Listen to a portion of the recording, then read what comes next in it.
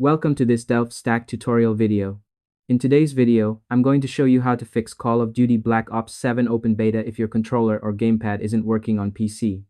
Whether you're using an Xbox, PlayStation, or any generic USB controller, or you simply want to get back into your game without any interruptions, this simple step-by-step guide will walk you through everything you need to know. First, open Steam and go to Settings. Then click on Controller.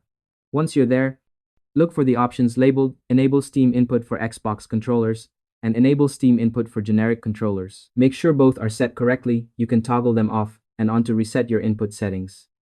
This helps Steam recognize your controller properly and ensures smooth gameplay. Next, open your Start menu and type Device Manager.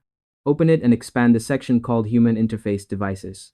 Find your HID-compliant game controller, right-click it, and select Properties. Then, go to the Driver tab and click Disable. A warning will pop up. Press Yes to confirm. After that, click Enable again and check if your controller works. To make sure everything is fully updated, right-click the controller again, select Update Driver, then choose Browse My Computer for driver software. Click on Let me pick from a list of available drivers on my computer. Select your HID-compliant game controller and press Next. Finally, restart your computer to apply the changes.